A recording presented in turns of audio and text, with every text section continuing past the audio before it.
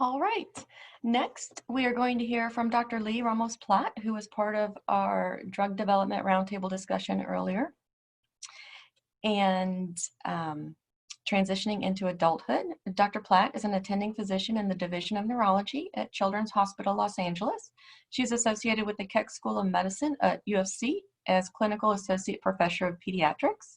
Her clinical interests include child neurology, neuromuscular disorders, electromyogram, and evoke potential testing. Dr. Ramos-Platt is also the director of the Muscular Dystrophy Association Neuromuscular Care Center. So Dr. Platt, I'll turn it over to you. Thank you. Thank you for having me here today. I really feel, I'm watching the chat box, I really feel I should be giving this talk with Alurio, Harold, and Mike, who seem to be giving a lot of good information and good advice there. Anyway, I digress, but it really is such a pleasure to be here talking about transition. A couple of decades ago, when I was in training, we didn't even think about that. We didn't even talk about that because of what the life expectancy was. But now that the management is better and now that treatments are being developed, you know, this is something that we get to speak about. And our boys are becoming men and our men are having futures. And I think that's very exciting. Even though it's a very exciting time of transition from our childhood clinics to our adult clinics, it's also very sad for us because we get really, really attached to our patients, and it's hard to see them go. Let's see, can you see my screen? No, can you share? Okay, let's see if I can do that here. For some reason. Okay, let's see, share screen, okay. Yep. The little green envelope. There you go. Here we go. Beginning.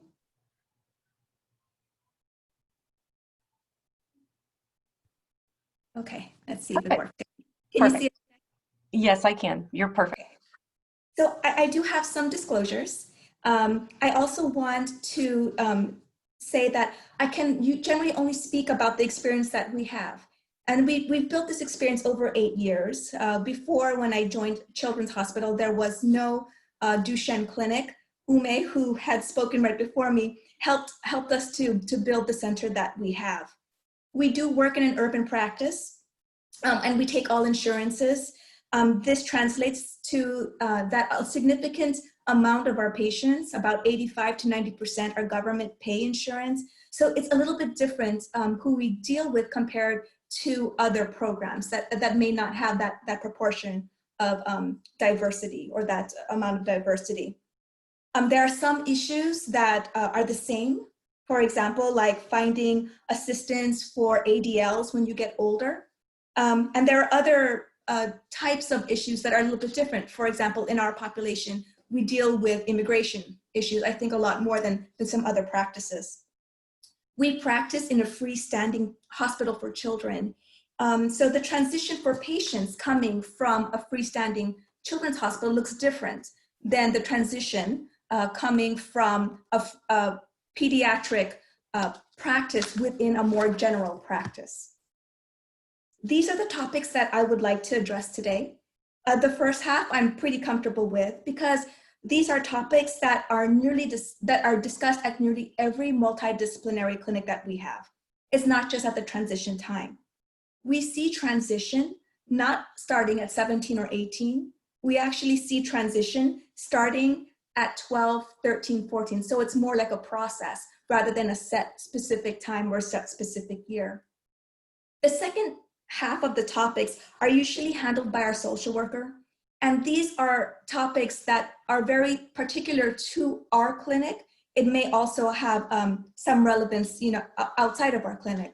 A lot of these topics are also addressed in the toolkit that was put together by Dr. Wagner's group out in Iowa for the transition of patients with Duchenne from child to adult clinics. We always want to ask, what is the age limit of our pediatric practices? They are very different. Again, sometimes it's a pediatric program in a general hospital. Sometimes it's like ours, which is a freestanding children's hospital. Some places, your cutoff is 18. After 18, the pediatric doctors can't see you anymore. That was the case where I trained in the Midwest. In our particular hospital, our cutoff is age 21. So the first thing that you'd want to know is how long can your child, your son, be at their pediatric hospital. Some parents are very surprised. Some of them weren't aware that they had to change hospitals when their child turned 21. In other centers, the age is 26, because 26 is the top of the age group that a child can be under his parents' insurance. Now, there are some programs that the pediatric doctor is the same as the adult doctor. For example, my colleague at UCLA, he is the pediatric doctor for Duchenne, and he's also the adult doctor for Duchenne.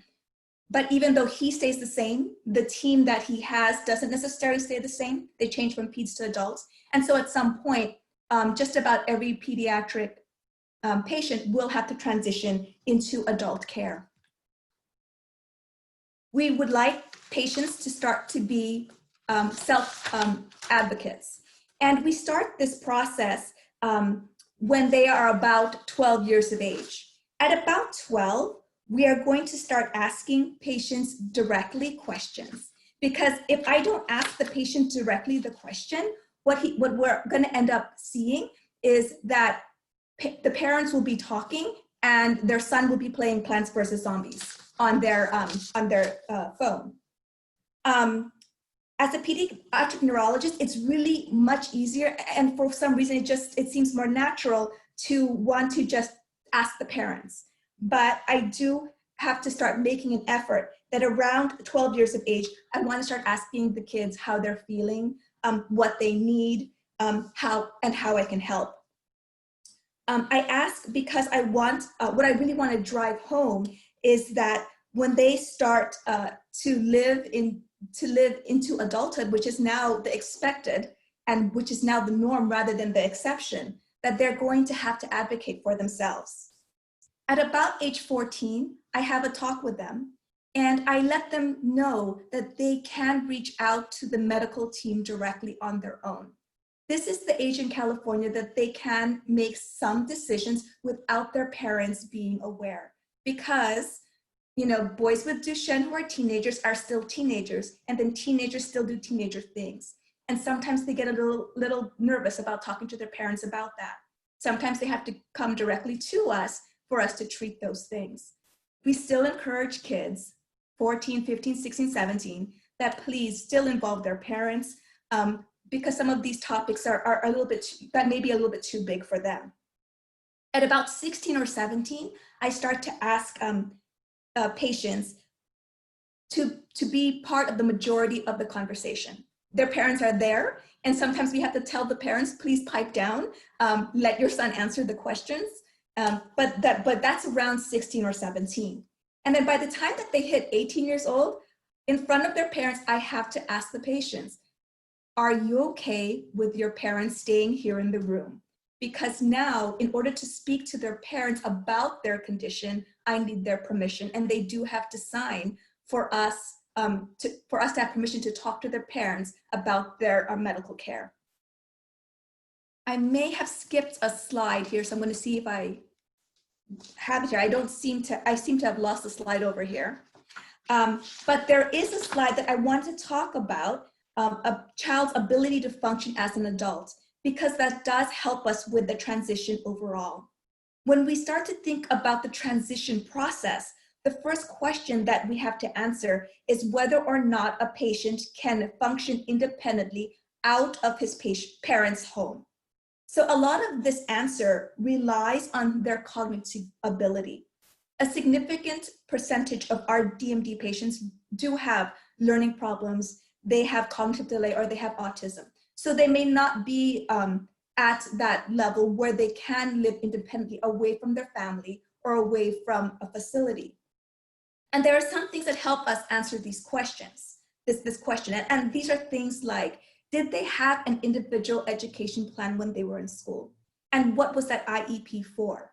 Sometimes the IEP is completely for physical reasons, but if there was some kind of learning problem, that's very helpful for us to know. A lot of school districts do a full-scale IQ that does help us answer that question as well. And in California, we do offer neuropsychological testing, but I'm not so sure that is the case in every other state and every other school district. It does help because that neuropsychological testing looks at their judgment and their ability to make good decisions.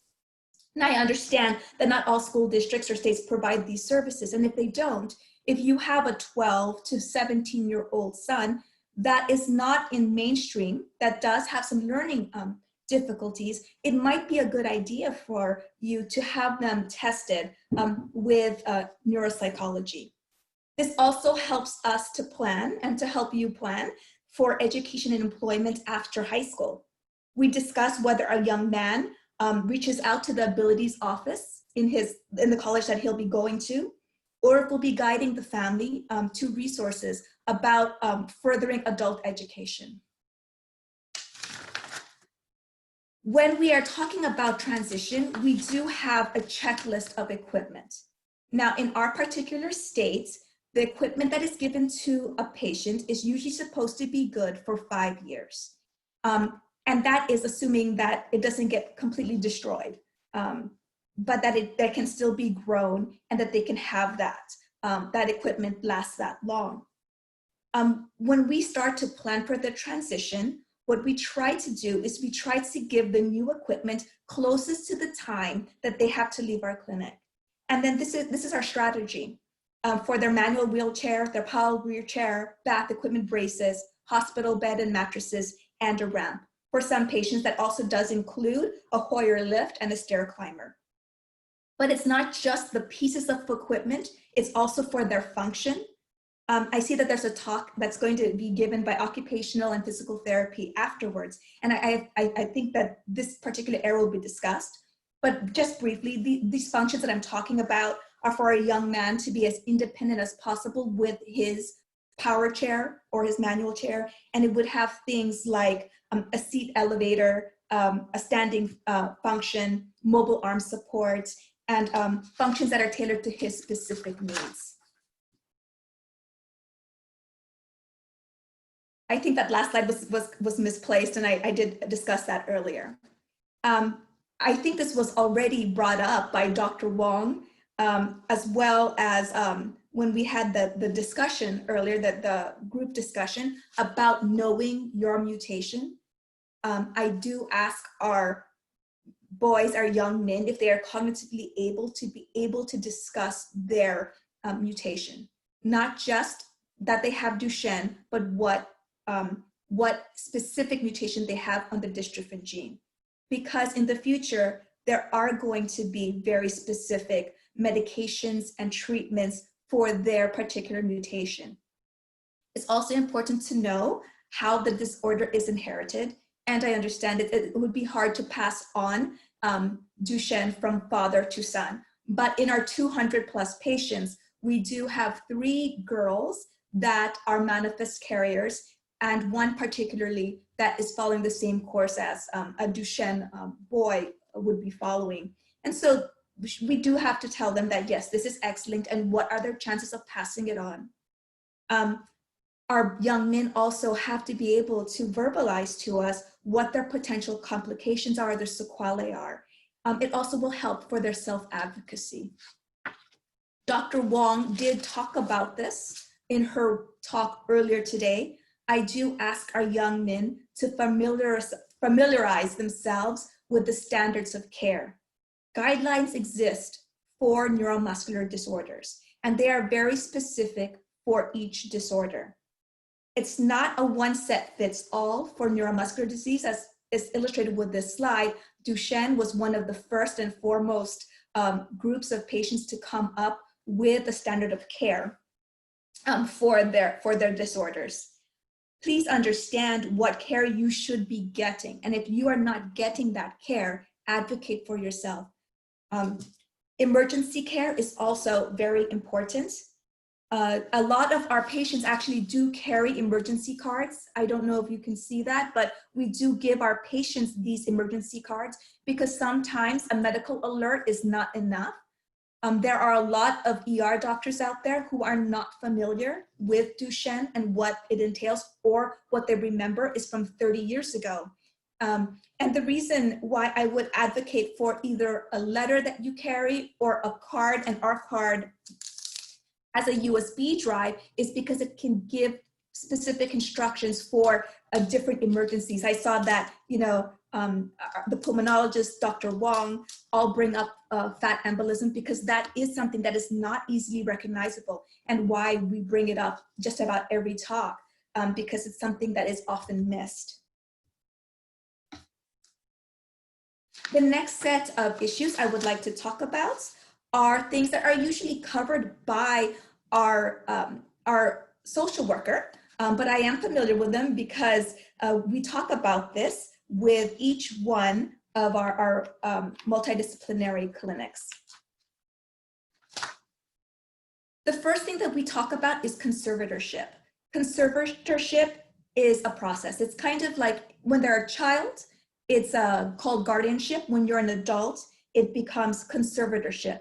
It's not for everybody. So I'm assuming that for the young men that are on here, that are in the chat function, they are probably not a conservatee. They seem to be quite vibrant and really engaged with their community. Looks like some of you have jobs, some of you are going to school. So these are for those patients that cannot independently function as an adult, what is considered to be an adult in the US. The process for conservatorship should start at their 18th birthday. We recommend to our patients that this starts around their 16th year, 17th year, because it does take time. Physicians are going to be asked to comment about a patient's ability to care for themselves. And this is when a full-scale IQ is helpful to have. The way that we think about this is that if a child or an approaching adult cannot function at about a 4th or 5th grade level, it would be really hard for them to take care of themselves independently, at least making their own decisions from a financial standpoint, and somewhat even from a medical standpoint.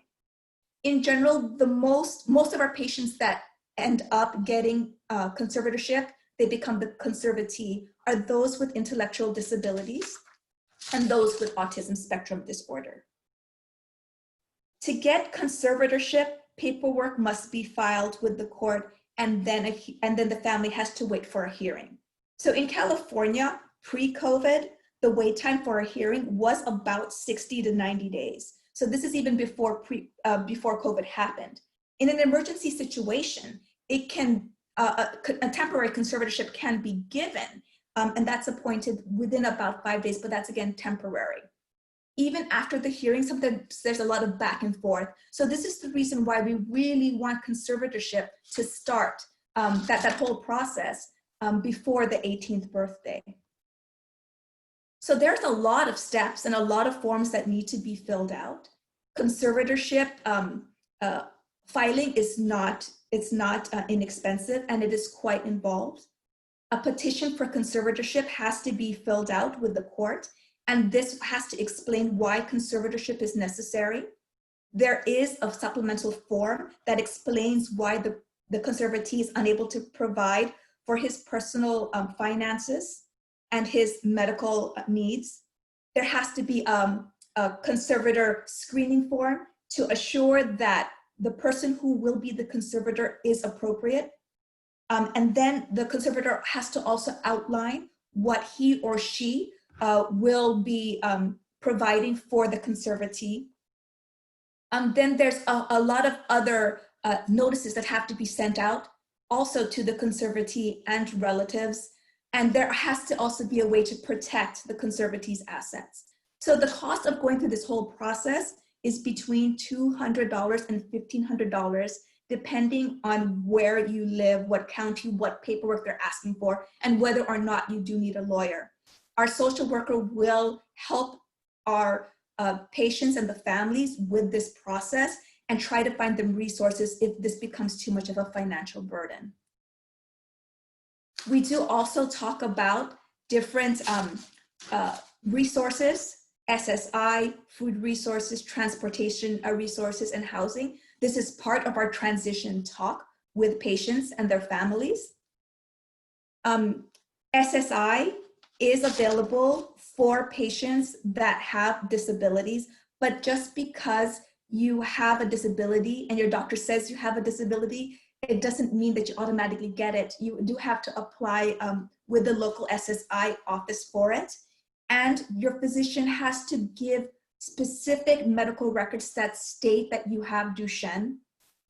There is a medical release form that you have to sign and you have to bring to your appointment. So when you make your appointment with your local agency for SSI, please do not forget this particular piece. You will also need to have a bank account set up so that the SSI payments can go to your bank account directly. Again, a doctor's word isn't enough. The physician must prove that the patient is disabled and would qualify for SSI benefits. Food resources will vary from state to state.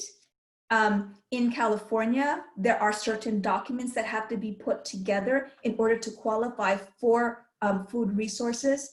Now, sometimes if you have a G-tube, that is covered by your medical, but if you don't have one and you're on a fixed income, these are the things that you would need, and this does vary from state to state. Transportation is another area that we have to talk about before you transition into being an adult, not an adult patient, but actually an adult.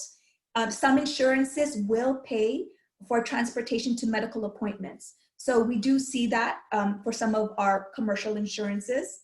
There are some services like Access in our county that will also pay for non-medical transport, because an Uber and a Lyft can't be expected to be able to accommodate your wheelchair or other equipment. And they will pay, they will allow this transport with a small fee. In our county, it's $5 for a one-way transport. There are some instances that a patient can drive. I do have one young man who graduated from our clinic. He did have his own car. He did drive. He's now 23 years old and he is still driving. Our occupational therapist will work with a young man if he wants to drive to help modify their car, maybe change it over to hand controls or other types of controls rather than the foot pedals. There are resources that our social worker helps find to make car modifications for our patients. And we also want to make sure that patients with Duchenne, as they transition, have a placard for their car or for their family car, whatever they are using. There are housing options available for patients with disabilities in California. A lot of our patients do stay with their parents, they do stay with their family, but we're seeing more and more patients living on their own. And there are various housing programs that can help patients get this type of housing, including public housing, rental assistance, subsidized housing, and Section 8 housing through public housing agency. One of our patients just got this on his own, which we're very proud of, and he was able to get it on his own, transitioning into adulthood. A big question is, if you do live outside of the home, you would need a care provider that could help you. That could either be in the form of a nurse that comes by, a personal care assistant, although most of our patients do ask for family members or they stay with their family. There is a National Family Caregiver Alliance that may be available in your state to help out with this. Personal care assistants can help adults with disabilities that live apart from their parents, and it allows for more independence. There is a particular service that we have in our state that other states have called in-home supportive services. So this may not only help with a nurse that can come into the home, but this type of service can also allow family givers to get paid to help take care of their child as they go into adulthood also. And that does help take away some of the financial burden that a lot of our patients do have. I do want to talk about some advanced directives, particularly preparing for hospitalization, end of life preparation. Again, this is a very different talk than what I was giving, 20 years ago compared to now, because the patients are living much longer and well into adulthood, and they have a better outcome than they did when I was in training. Like a lot of resources, 5 Wishes started out for the population of aging. However, it does apply for our patients as well, and not just for patients with Duchenne, patients with other neuromuscular disorders. It actually applies for everybody who is here. It was adopted for anyone who was 18 years of older. Now, this particular form, and I do have a copy of that form right here. So if you don't have that, if your social worker doesn't have it, you can ask for it, or you can purchase it. It's $5 off of the internet. It actually does hold legal status in just about every state in the country, except for Indiana, Kansas, New Hampshire, Ohio, Oregon, and Texas. But you can still use this format to help with advanced directives. And it's really inexpensive. It's $5 for the booklet. In our clinic, we actually give it away without charging. And it's about $10 for notarization, and that's it. And then it becomes legally binding in just about every state. It's a little bit different from a living will, and we do talk about living will for our patients as well. That's a little bit different than a medical power of attorney. A living will is more of a communication to healthcare providers made by the patient while they still can make decisions. Again, more for aging, but it does work for our patients and people that are not, do not have neuromuscular disorders as well. That is different than an advanced directive, which basically gives a proxy. So if you can't make the decision, you give someone else the ability to make that decision for you when you cannot. We do talk about education and vocation. Higher education is very different now. Our discussion with higher education is very different now than it was, again, 20 years ago. We are having a higher proportion of our patients going to college. Sometimes we will be putting our patients into adult learning environments. We did pilot our interpreter program in our program, and we have one that is going to graduate and hopefully come back to us and interpret for our Spanish-speaking family. So he has Duchenne and hopefully will be able to interpret for our clinic once he becomes over 21 and can no longer be our patient. You will have to transition to finding a new team. The first part about that is to secure a primary care physician.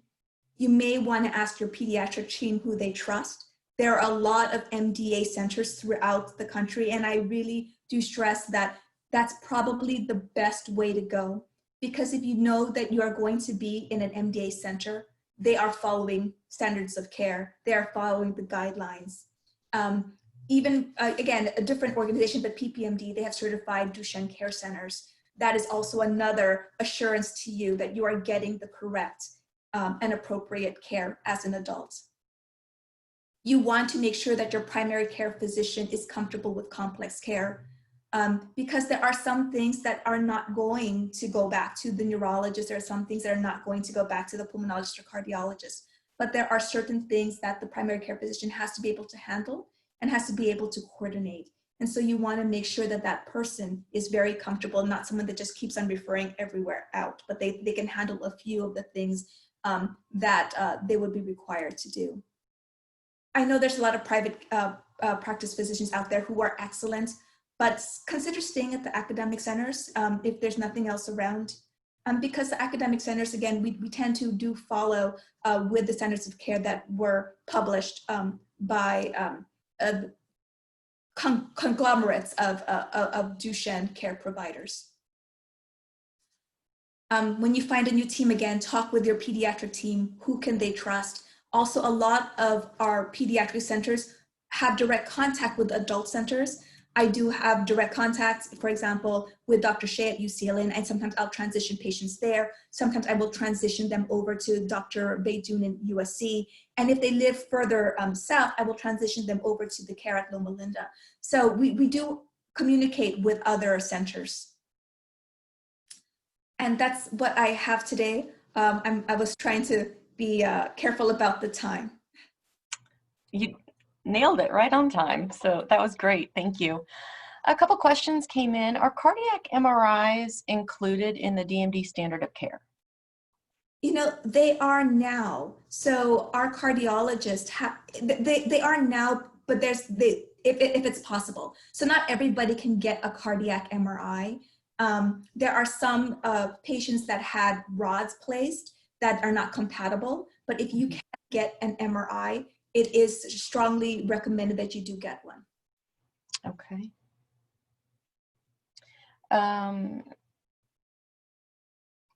Did you recommend conservatorship for all DMD young men? My son does not have any cognitive issues, and we were not planning on doing this. She lost audio, so she didn't hear everything you said, so she's kind of wanted to touch base on that.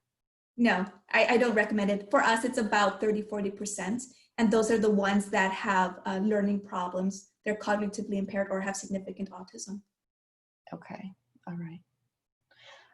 I don't see any more other questions. A comment did come in that just said, thank you so much for making this information known. It's so important. And I second that. It is an extremely valuable information to know. So thank you very much for your time today. Thank you. Okay.